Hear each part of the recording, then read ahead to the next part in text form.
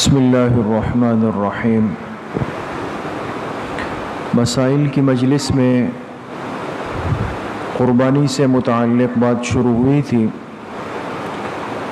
اور پچھلی مجلس میں یہ مسئلہ آپ حضرات کے سامنے آیا کہ قربانی کا عمل کس مسلمان کے ذمہ واجب ہے۔ چونکہ قربانی میں مال خرچ کر کے ایک جانور خریدنا ہے، اور مالی اعتبار سے ہر مسلمان کی حیثیت برابر نہیں، فرق ہے۔ اس لیے شریعت نے، دین اسلام نے اس میں ترتیب رکھی اور تقسیم فرمائی کہ کچھ مسلمان ذبح کرنے والے ہوں اور کچھ ایسے ہوں جن پر ان کا گوشت تقسیم کیا جائے، ہر ایک کا حصہ ہو جائے۔ قربانی کس مسلمان پر واجب ہے، اس کا نصاب کیا ہے، کتنی مقدار میں سونا ہو، چاندی ہو، نقدی ہو، سامان تجارت ہو یا ضرورت سے زائد سامان ہو، اس پہ پچھلی مجلس میں تفصیل سے بات ہو چکی ہے۔ آج کی مجلس میں بھی انشاءاللہ قربانی سے متعلق کچھ مسائل عرض کرنے ہیں۔ پہلا اہم مسئلہ تو یہ ہے کہ قربانی کے جانور من جانب اللہ طے شدہ ہے۔ یہ اللہ پاک نے طے فرما دیے قرآن کریم میں کہ قربانی کے اندر یعنی عید الاضحیٰ کے 3 دنوں میں اللہ کے نام پہ جو جانور ذبح ہوں گے وہ کون کون سے ہوں گے۔ یہاں دیکھیں 2 باتوں میں فرق ہوتا ہے۔ ایک ہوتا ہے وہ کون سا جانور ہے جو حلال ہے، اور ایک ہے وہ کون سا جانور ہے جس کی قربانی عید کے 3 دنوں میں جائز ہے۔ دونوں میں فرق ہے۔ حلال جانور تو بہت سارے ہیں، جیسے ہرن حلال ہے، نیل گائے حلال ہے، مرغی مرغا یہ حلال ہے۔ بہت سارے پرندے، بہت سارے جانور وہ حلال ہیں، لیکن قربانی کے لیے یہ جانور یہ حیثیت نہیں رکھتے۔ ایک آدمی نے بہت مال خرچ کر کے مہنگا ہرن لے لیا یا مارخور لے لیا، وہ حلال ہے، لیکن اگر اس کو ذبح کرے گا تو گوشت تو کھا سکتا ہے لیکن قربانی ادا نہیں ہو سکتی۔ تو قربانی کے جانور طے شدہ ہے۔ سورۃ الانعام قرآن کریم میں 8ویں پارے میں اللہ پاک نے طے کر لیے کہ وہ کون کون سے جانور ہیں۔ 4 جانور ہیں جو قربانی کے لیے اللہ پاک نے مقرر فرمائے، اور ان 4 جانوروں کے اندر پھر مذکر و مؤنث یعنی ان کا جوڑا دونوں کو حلال کیا گیا۔ تو 4 کا جوڑا جب بنے گا تو کتنے بنیں گے؟ 8 بن جائیں گے۔ تو گویا کل 8 جانور بن گئے۔ وہ کون کون سے ہیں؟ ایک تو بکرا ہے، بکری ہے، یہ مذکر و مؤنث دونوں حلال ہے۔ اسی طریقے سے دمبا ہے، دمبی ہے، مذکر و مؤنث یہ دونوں حلال ہے۔ اسی طریقے سے گائے ہیں، بیل ہے، یہ دونوں حلال ہے۔ اور اسی طریقے سے اونٹ ہے، اونٹنی ہے، یہ دونوں بھی حلال ہیں۔ تو یہ 4 جانور اور ان کے جوڑے بنائے جائے تو یہ کتنے ہو گئے؟ 8 ہو گئے۔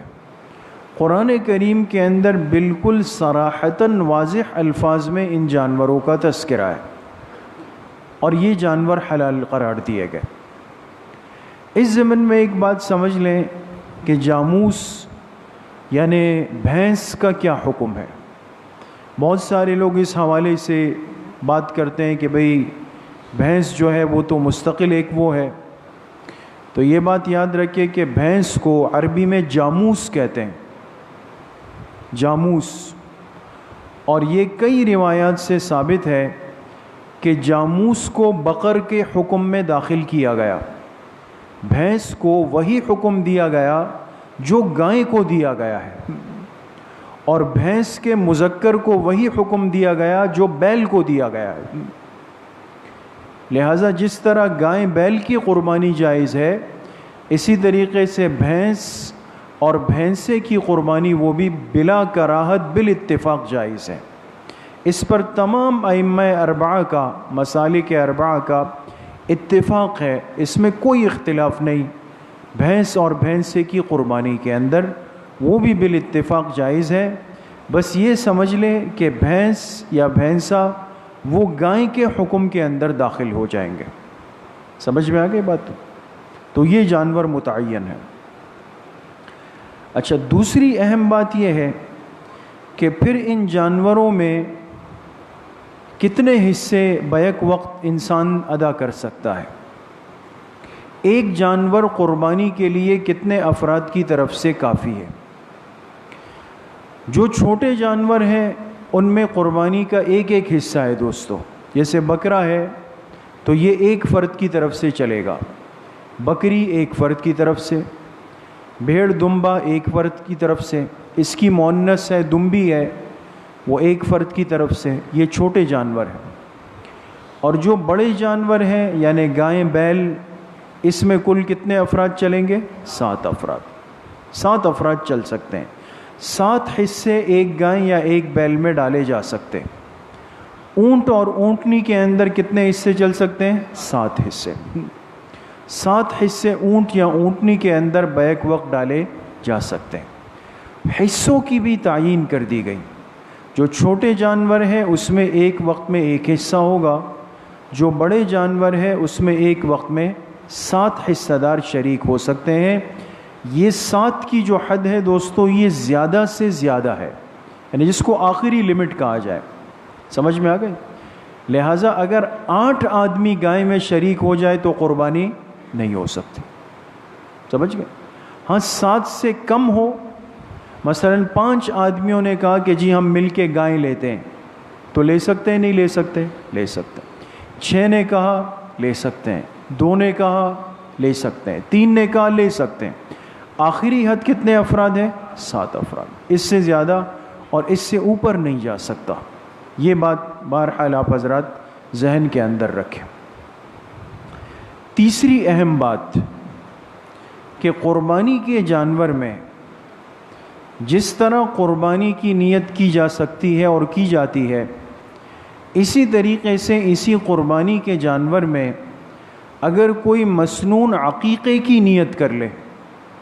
عقیقہ کن کی طرف سے ہوتا ہے؟ بچوں کا۔ مثال کے طور پہ کوئی قربانی کر رہا ہے، عید کے دن ہے، اور اللہ کی شان عید سے کچھ دن پہلے اللہ پاک نے اس کو بیٹا دے دیا یا بیٹی کی نعمت سے نواز دیا، اس نے عقیقہ بھی کرنا ہے۔ تو یہ گائے لایا اور گائے کے اندر 5 حصے تو اس کے گھر کے افراد تھے، یہ ہے، اس کی بیوی ہے، اس کے والد ہے، اس کی والدہ ہے، ایک حصہ حضور علیہ السلام کی طرف سے۔ تو گائے میں سے 5 حصے تو قربانی کے ہو گئے، باقی کتنے رہ گئے؟ 2 حصے رہ گئے۔ تو اگر اس کے ہاں بیٹا ہے اور یہ اس بیٹے کا عقیقہ اسی جانور میں کرنا چاہتا ہے تو مابقیہ جو 2 حصے فارغ ہیں ان 2 حصوں میں عقیقے کی نیت کر سکتا ہے۔ سمجھ میں آ گئی؟ یہ الگ حصے ہونے چاہیے اس میں سے، یا یہ کہ ایک حصہ فارغ بچ رہا تھا اور اس کے ہاں بچی ہوئی ہے اور اس نے اس ایک حصے میں بیٹی کی نیت کی تو کر سکتا ہے۔ سمجھ میں آ گئی؟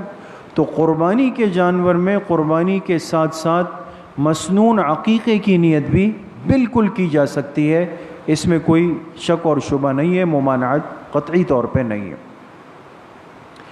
اسی طریقے سے ایک مسئلہ ہے اجتماعی قربانی سے متعلق۔ اجتماعی قربانی کا ایک نظام تو ہمارے ہاں جو چند سالوں سے رائج ہے کہ دینی مدارس میں علماء کرام وہ اس کا اہتمام کرنے لگ گئے ہیں، اور اس سے عام لوگوں کے لیے بڑی سہولت بھی ہو گئی۔ سہولت ایک تو اس اعتبار سے ہو گئی کہ علماء مسائل سے واقف ہیں اور انسان کی قربانی بالکل صحیح ترتیب پہ ادا ہو جاتی ہے، اور پھر سب سے بڑھ کر یہ کہ اگر انسان چاہے تو اس کا گوشت وہ مدرسے کے طلباء پہ استعمال ہو جائے، کھال مدرسے کے طلباء پہ استعمال ہو جائے، وہ بہت بڑا عمل ہے، صدقہ جاریہ بھی ہے۔ تو ایک سیٹ اپ تو اجتماعی قربانی کا دینی مدارس جو چلا رہے علماء کی نگرانی میں وہ ہے، اس میں تو ظاہر سی بات ہے کہ وہ حضرات خود سمجھتے ہیں کس ترتیب پہ چلنا ہے، کیا کرنا ہے، کیا نہیں کرنا ہے. لیکن ایک ہمارے ہاں چونکہ ایک ہم معاشرتی سسٹم میں چلتے ہیں، محلے کا نظام ہے اور ایک ساتھ ماحول کے چلنے کا نظام ہے، تو عام طور پہ یہ ہوتا ہے کہ ایک محلے کے 7 افراد جو ایک دوسرے کو جانتے ہیں وہ جمع ہو جاتے ہیں، کہتے ہیں بھئی چلے میرا ایک حصہ ہے، آپ کا ایک حصہ ہے، ان کا ایک حصہ ہے، ان کا ایک حصہ ہے. سب مل کر ایک گائے خرید کے لے آتے ہیں. سب کا ایک ایک حصہ ہے، 2 بھی ہو سکتے ہیں، 3 بھی ہو سکتے ہیں. اب محلے کے ان افراد نے جا کر ایک گائے، ایک بیل، بڑا جانور خریدا اور پھر پیسے جمع کر کے اس کو عید کے دن ذبح کیا، اس کے حصے بنائے، گوشت تقسیم کر دیا. یہ ہوتا ہے ہمارا جو آپس کا ایک چلتا ہوا نظام ہے. اس میں چند باتوں کی احتیاط ضروری ہے، چونکہ عام طور پہ عام طبقہ اس میں ہوتا ہے، بہت سارے مسائل سے ناواقفیت ہوتی ہے، قربانی کے خراب ہونے کا اندیشہ رہتا ہے. تو اجتماعی قربانی سے متعلق چند باتیں اصولی طور پہ ذہن میں رکھیں. ایک مسئلہ تو یہ ہے کہ اجتماعی قربانی کے اندر جتنے افراد شریک ہو، سب کی نیت خالص قربانی کی ہو. یہ تو بنیادی بات ہے نا. یہ تو چاہے ہم اکیلے قربانی کریں یا اجتماعی کریں، جانور پہ چھری چلاتے ہوئے خدا نخواستہ یہ نیت کسی کی نہیں ہوگی کہ جی تر و تازہ گوشت نکلے گا اور پھر یہ کریں گے، باربیکیو کریں گے اور وہ فلاں فلاں فلاں. یہ نیت تو نہیں ہے. ہاں یہ فائدہ بعد میں اللہ پاک اس کی اجازت دے دیتے ہیں، لیکن قربانی کرتے ہوئے نیت کس ذات کی ہے؟ اللہ پاک کی. خالص نیت ہو.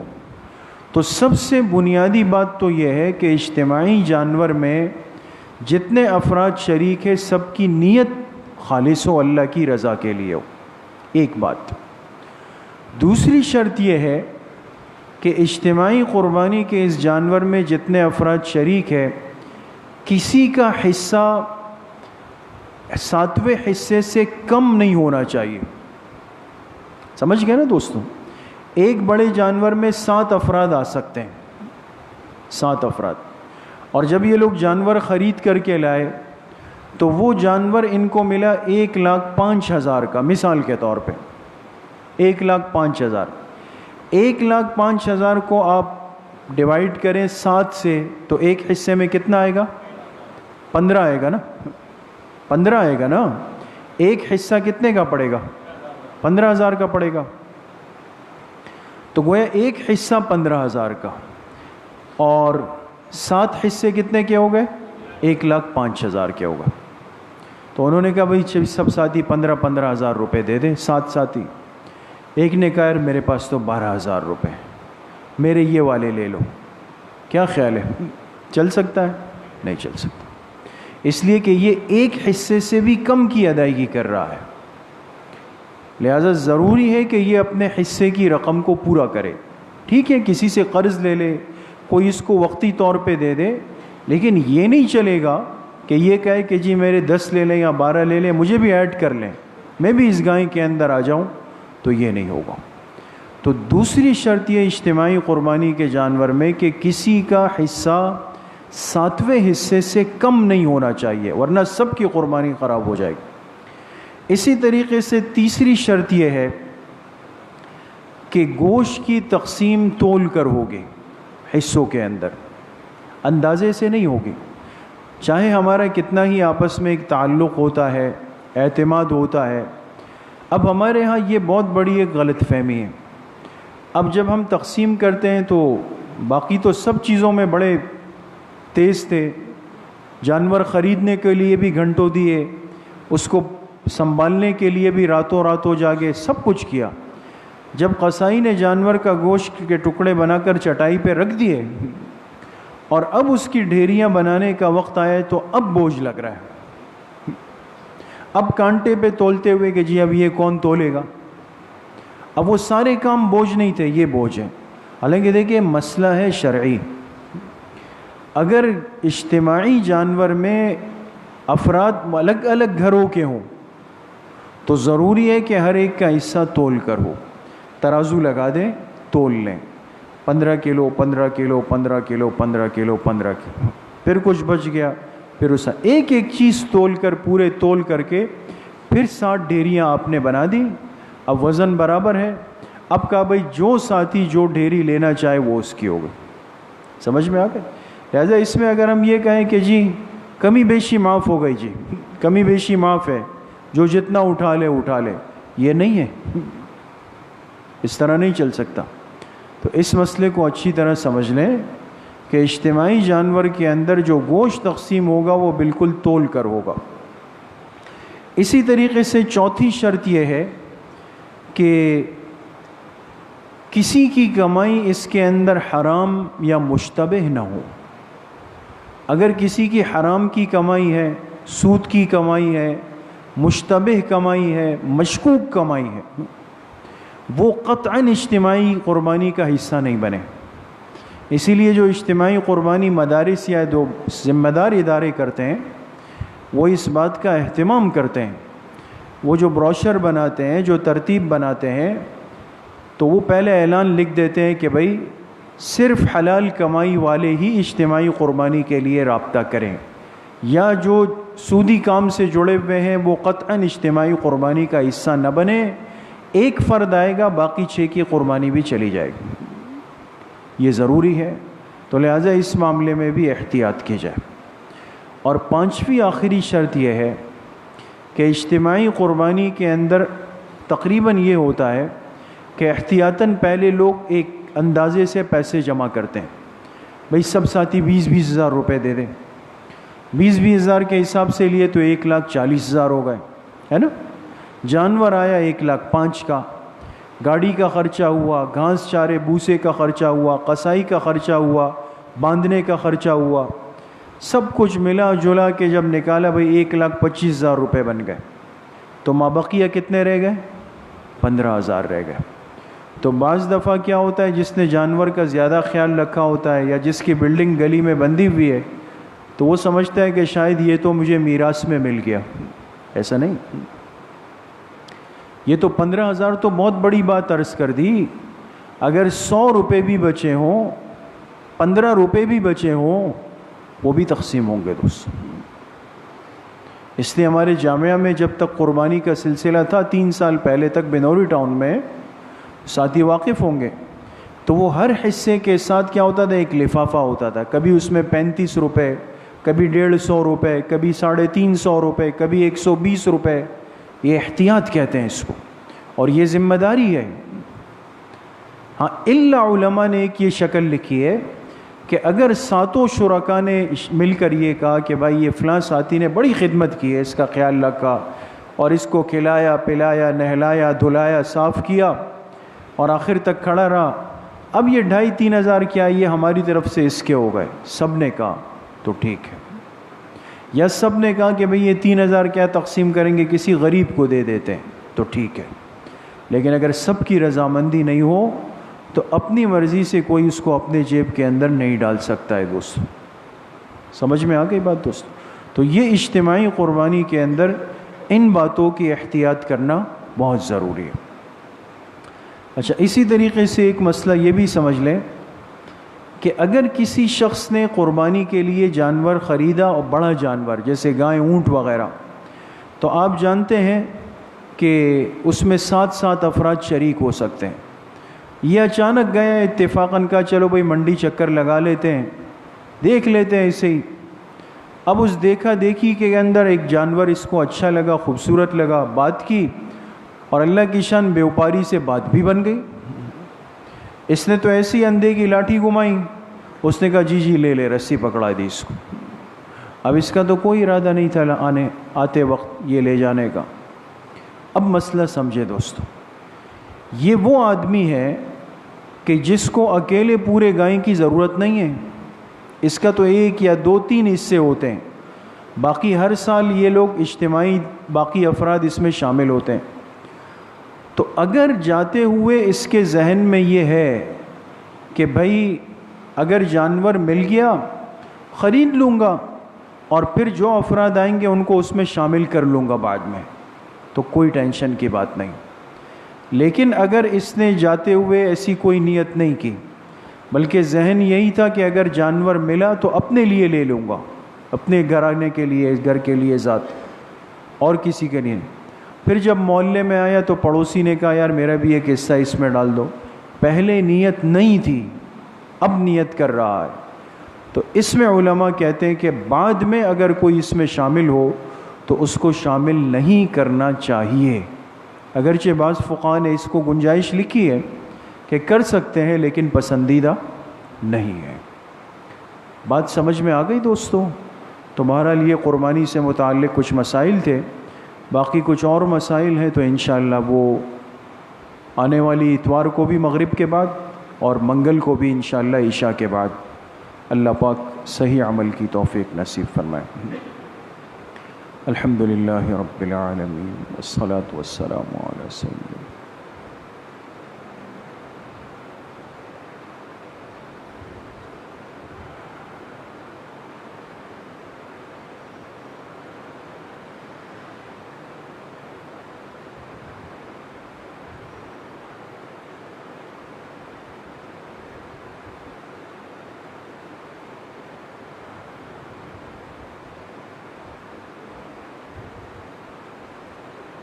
ایک ساتھی کے عزیز بیمار ہیں اور کینسر کا مرض تشخیص ہوا ہے، دعا فرمائے اللہ پاک ان کے اس عزیز رشتہ دار کو شفائے کامل عاجل نصیب فرمائے، اس موذی مرض کو اللہ پاک جڑ سے ختم فرمائے۔ جتنے ہمارے مسلمان بھائی بہنیں احباب بزرگ اس مسجد کے نمازی بیمار ہیں، جس مرض میں مبتلا ہیں، اللہ پاک سب کو صحت کاملہ عاجلہ نصیب فرمائے۔